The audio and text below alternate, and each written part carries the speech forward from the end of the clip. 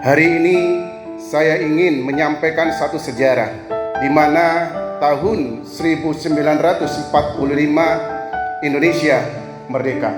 Tetapi di sisi lain, tahun yang sama 1945 Jepang porak-poranda.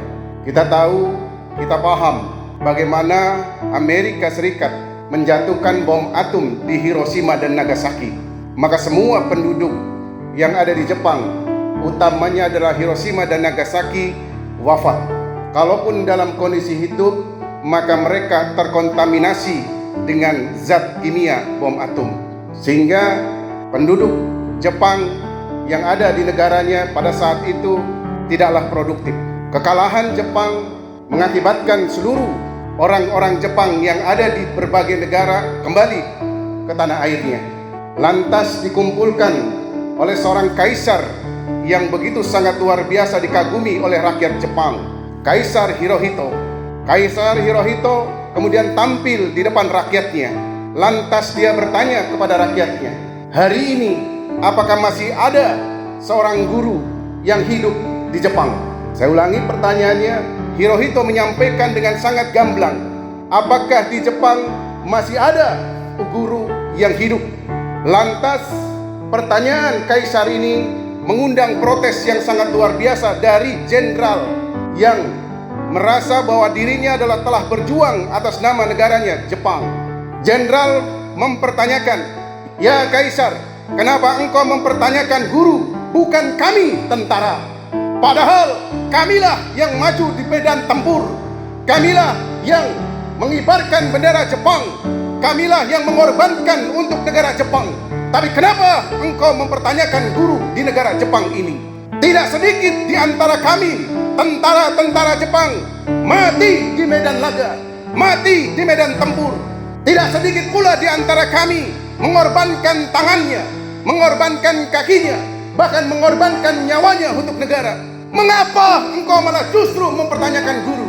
Dengan tenang Hirohito menyampaikan, "Hari ini negara kita porak-poranda. Hari ini negara kita dalam kondisi yang lumpuh. Hari ini negara kita dalam kondisi yang tidak berdaya. Maka kenapa dipertanyakan guru pada hari ini? Karena dengan guru akan tumbuh seorang insinyur.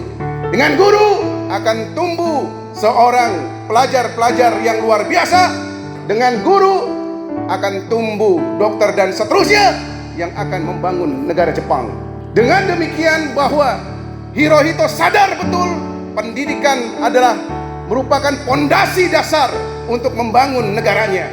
Kita lihat hari ini, dulu 1945 Indonesia merdeka, Indonesia gembira. Tapi fakta di lapangan terbalik. Mestinya Indonesia maju dibandingkan dengan Jepang. Tapi kenapa justru Jepang yang dulu porak-poranda sekarang menjadi negara yang ditakuti? Anak-anakku yang dirahmati Allah, maka kita harus sadar bahwa kalau kita ingin mendapati sesuatu kebaikan di masa yang akan datang untuk hidup Anda sendiri, pendidikan adalah fondasinya. Kalau pendidikan tidak dicermati dengan baik, maka Anda tidak mungkin punya ilmunya sama sekali. Lantas apa yang membedakan antara Indonesia dengan Jepang? Semata-mata yang pertama adalah niat untuk pendidikannya. Mereka, generasi-generasi terdahulunya, bahkan sampai dengan generasi yang sekarang, punya niat untuk berpendidikan dengan baik. Maka dia belajar dengan benar. Yuk kita tengok hari ini, seberapa banyak di antara kita belajar dengan baik. Kita jarang buka buku, kita jarang kemudian browsing, kita jarang kemudian berdiskusi tentang ilmu pengetahuan. Kita lebih terabaikan dengan permainan. Kita lebih banyak untuk berbicara hal-hal yang mubazir. Ilmu ditinggalkan. Yang kedua pembedanya, yang kedua adalah disiplin. Disiplin orang-orang Jepang sangat luar biasa di atas rata-rata. Kita berbanding terbalik. Rakyat Jepang, pelajar-pelajar Jepang malu semalu-malunya kalau dia terlambat. Kita cengengesan ketika terlambat. Kita merasa tidak bersalah ketika terlambat. Tapi rakyat Jepang, pelajar Jepang malu, tidak pernah bisa untuk terlupakan rasa malunya kalau terlambat. Ini yang membedakan kita dengan rakyat Jepang. Maka wajar hari ini Jepang lebih unggul dari kita. Padahal startingnya kita lebih awal dalam kondisi kebahagiaan. Padahal startingnya kita berbeda karena Indonesia dalam kegembiraan, sedangkan Jepang dalam kondisi yang memprihatinkan. Anak-anakku yang dirahmati Allah, maka penting bagi kita mempersiapkan diri dengan ilmu pengetahuan. Karena tidak ada lagi yang bisa kita andalkan untuk masa depan kita kecuali adalah ilmu pengetahuan. Ilmu pengetahuan hanya bisa kita lakukan dengan upaya membaca. Maka saya meminta kepada seluruh siswa untuk senantiasa membaca. Kapanpun waktunya, dimanapun kita berada, buka bukumu, buka HP-mu, baca dengan sebaik-baiknya. Karena sesungguhnya Allah telah memerintahkan kepada kita untuk senantiasa membaca. Iqra bismi rabbikal ladzi khalaq, khalaqal insana min 'alaq.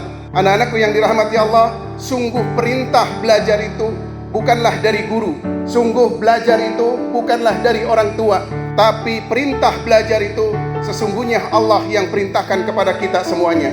Tapi sayang, di antara kita semua yang klaim dirinya muslim muslimah lalai dari perintah Allah tentang belajar. Kita lebih senang berfoya-foya, kita lebih senang berdiam diri, kita lebih senang berbicara dengan teman lainnya, tapi kita tidak senang untuk iqra. Anak-anakku yang dirahmati Allah, maka mari mulai hari ini kita senantiasa untuk selalu, kapanpun, dimanapun, belajar dengan baik, belajar dengan tertib untuk masa depanmu sendiri. Tidak akan pernah ada yang bisa menjamin masa depan Anda. Guru sekalipun tidak bisa menjamin masa depanmu. Termasuk saya tidak akan pernah bisa menjamin masa depanmu. Yang bisa menjamin masa depanmu adalah engkau sendiri dengan ikhtiarmu, dengan doamu, dengan tawakalmu. Maka Allah lah yang kemudian akan memberikan kemudahan-kemudahan Anda semuanya. Karena Allah lah yang memiliki takdir untuk kesemuanya. Anak-anakku yang dirahmati Allah, jadilah generasi-generasi hebat, generasi-generasi masa depan, pemimpin-pemimpin masa depan yang amanah, pemimpin masa depan yang jujur. Karena negara ini butuh pemimpin-pemimpin hebat, pemimpin-pemimpin amanah, pemimpin-pemimpin yang jujur, yang takut kepada Allah Subhanahu wa taala.